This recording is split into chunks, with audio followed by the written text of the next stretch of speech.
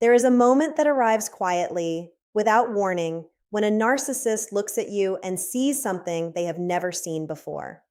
Not fear, not confusion, not the desperate scramble to explain yourself or win back their approval. They see stillness. They see a person who has finally understood the machinery behind the illusion, and in that instant, something inside them collapses because the one thing they cannot survive is being seen clearly by someone who is no longer willing to look away. If you have lived through this, if you are living through it now, I want you to stay with me because what I am about to explain will change the way you understand everything you went through. And if this is the kind of understanding you have been searching for, if you want to protect yourself from manipulation, rebuild the confidence that was slowly taken from you, and keep moving forward on the path of healing, subscribe and stay close to this conversation because clarity like this is not something you find once and forget. It is something you build layer by layer until the person you used to be afraid of no longer has any power over the person you are becoming. Let me tell you what actually happens inside a narcissist when they realize they can no longer fool you, because it is far more revealing than most people imagine. A narcissist does not relate to other people the way emotionally healthy individuals do. Where a secure person seeks connection, a narcissist seeks control. Their sense of self is not built on a stable internal foundation. It is built on the reactions they extract from others, your attention, your reassurance, your fear, your guilt, your desperate attempts to make things right, your emotional turbulence. All of it functions as fuel. Clinicians often refer to this as narcissistic supply, and while the phrase sounds abstract, its meaning is profoundly practical. The narcissist needs your emotional energy the way a fire needs oxygen. Without it, the version of themselves they have constructed begins to flicker and fade. So when you stop reacting, when you stop explaining, when you stop chasing clarity in a fog they created on purpose, you are not simply changing your behavior. You are removing the oxygen. And this is the part almost no one understands. The narcissist is not devastated because they miss you as a person. They are devastated because they are losing access to the emotional resource that kept their fragile identity alive. Their pain is real, but it is the pain of withdrawal, not the pain of love. To understand why your clarity is so threatening, you have to understand what the entire relationship was built on. It was built on illusion. Every manipulation tactic they used shared a single purpose: to keep you uncertain about your own perception. Gaslighting was never really about the specific argument or the specific event. It was about teaching your nervous system to doubt itself. When someone repeatedly insists that what you saw did not happen, that what you felt was irrational, that your memory is unreliable, they are slowly installing a kind of internal instability. Over time, you stop trusting your instincts. You start outsourcing your sense of reality to them, and once they control your perception, they control you. Projection worked the same way. When a narcissist accuses you of the very things they are doing, coldness, dishonesty, selfishness, manipulation, they are not being hypocritical by accident. They are relocating their own unbearable feelings onto you so they do not have to face them. And in the process, they keep you busy defending yourself instead of examining them. Blame shifting followed naturally. No matter what went wrong, the conversation always somehow curved back toward your flaws, your reactions, your supposed overreactions, until you were apologizing for wounds they inflicted. And then there was the cruelest mechanism of all, intermittent reinforcement. This is the pattern where warmth and cruelty alternate unpredictably, where affection is given and then suddenly withdrawn, where you never quite know which version of them you are going to get.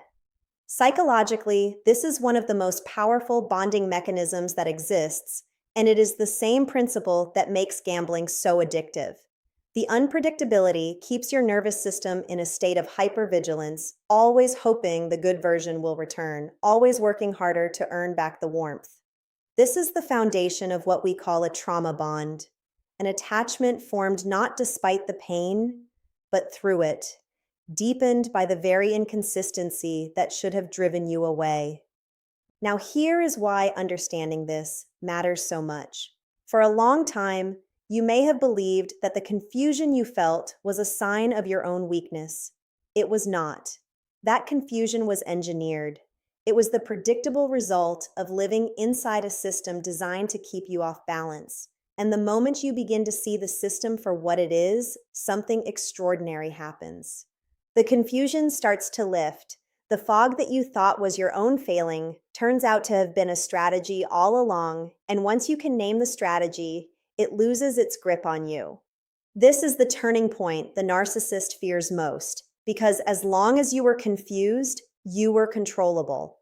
As long as you doubted yourself, you kept coming back for their version of reality. But a person who has regained trust in their own perception cannot be gaslit anymore. You can tell them the sky is green and they will simply look up. And when a narcissist encounters that kind of grounded certainty, they are facing something their entire toolkit was never built to handle. Watch what they do when they realize their usual methods have stopped working. First, they usually escalate. If guilt no longer moves you, they intensify it. If intimidation no longer frightens you, they raise the volume. This escalation is not a sign of their strength. It is a sign of their panic. They are pressing harder on buttons that used to work, unable to comprehend why the machine is no longer responding. Then, when escalation fails, many of them pivot dramatically back toward charm. Suddenly, they are apologetic, tender, nostalgic, promising the change you always begged for. This is not transformation. It is the intermittent reinforcement pattern making one final, desperate attempt to reestablish the bond. Because on some level, they sense that if they cannot pull you back in now, they may lose access to you permanently. And if the charm fails too, you often see the mask fall completely, revealing a coldness or contempt or rage that confirms everything your intuition had been whispering for years.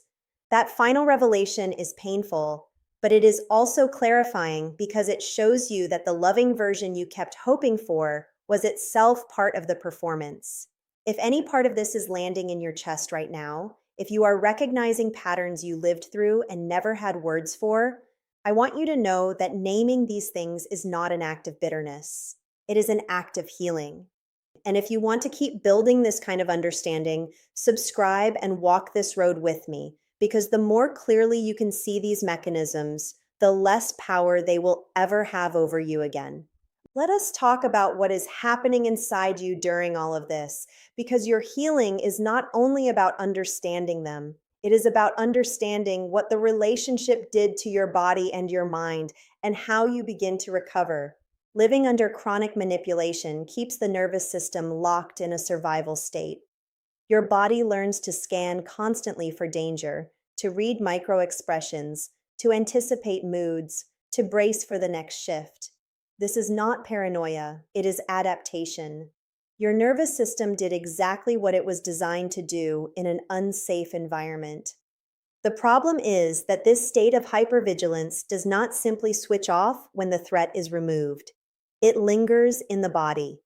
This is why so many survivors describe a strange restlessness even after they leave, a sense of waiting for something to go wrong, an inability to relax into the peace they finally have.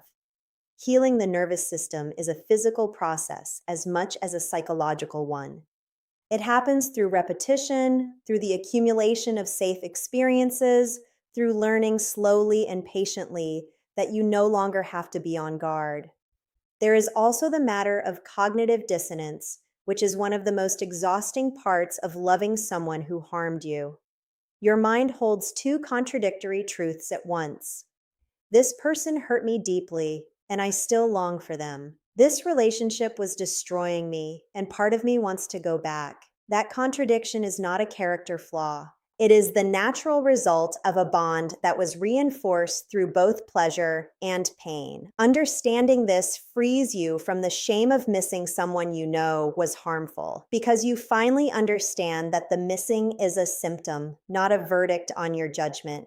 This is where boundaries enter, and I want to be very precise about what a boundary actually is, because the concept is often misunderstood. A boundary is not a punishment you inflict on someone else. It is not a threat, and it is not a way to control their behavior. A boundary is a decision about what you will do to protect your own well-being. It lives entirely within your own domain. You cannot make a narcissist stop lying, but you can decide that you will not participate in conversations built on lies. You cannot make them respect you, but you can decide how much access they have to your time, your energy, and your emotional world.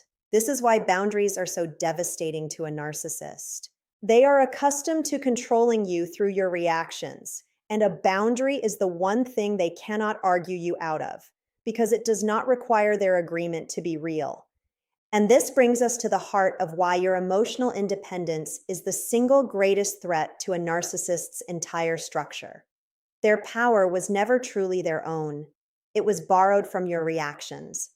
Every time you spiraled, defended, pleaded, or panicked, you handed them a piece of your emotional authority. Emotional regulation, the capacity to feel something intense without being swept away by it, is what allows you to take that authority back. When you can hear a provocation and remain steady, when you can notice the old pull toward guilt without obeying it, when you can feel anger without exploding and sadness without collapsing, you become something the narcissist genuinely does not know how to influence. Your steadiness is not coldness, it is sovereignty. I want to be very clear about something because survivors often carry a heavy misunderstanding here. Recognizing manipulation is not revenge. Seeing the truth about what happened to you is not cruelty, and refusing to be controlled is not an attack. This distinction matters enormously because the narcissist, and sometimes even the people around you, may try to frame your clarity as coldness, your boundaries as punishment, your healing as bitterness. It is none of those things. Recovery is not about destroying them. It is about reclaiming yourself. The goal was never to win the war. The goal was to stop being on the battlefield at all. And as your clarity grows, you begin to notice a shift that surprises many survivors. The intense emotional charge around the narcissist starts to fade. In the beginning, freedom feels like rage, like grief, like a storm of everything you were never allowed to feel. But over time, if you keep tending to your healing, that storm gives way to something quieter.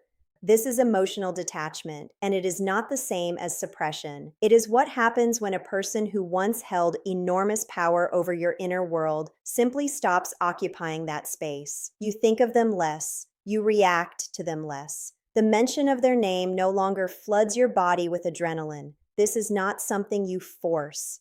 It is something that grows naturally in the soil of a life you are rebuilding around your own needs rather than theirs. Because that is what the final stage of this journey is really about, rebuilding. For a long time, your identity may have been organized around them, around managing their moods, anticipating their needs, shrinking yourself to keep the peace. When that organizing principle is removed, many survivors feel a strange emptiness, a sense of not knowing who they are anymore. I want you to understand that this emptiness is not a wound. It is space. It is room to rediscover the parts of yourself that were buried under years of survival. Your preferences, your opinions, your desires, your voice, the things that made you distinctly you before someone taught you to doubt all of it. Self-trust is rebuilt the same way it was dismantled, one small experience at a time. Every time you honor your own perception, every time you keep a promise to yourself, every time you notice a red flag and take it seriously, instead of talking yourself out of it, you lay down another brick in a foundation that no one will ever be able to shake again. And self-worth, real self-worth, is not the loud confidence of someone trying to prove something. It is the quiet, unshakable knowing that you do not have to earn your right to be treated well. You do not have to perform for love. You do not have to bleed to be worthy of care.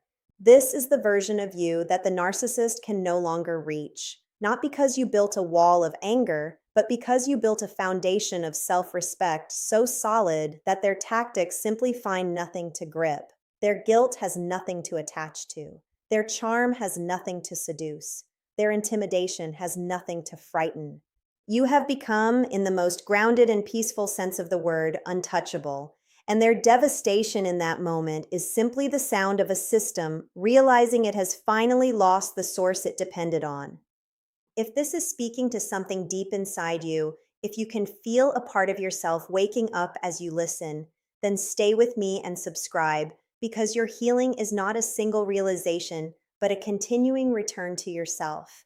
And there is so much more to understand about who you are becoming on the other side of all of this. The clarity you are building today is only the beginning of what steadiness will feel like once it becomes your natural state. And the peace you are just beginning to taste is not a destination, but a direction, one that keeps opening wider the further you walk into it.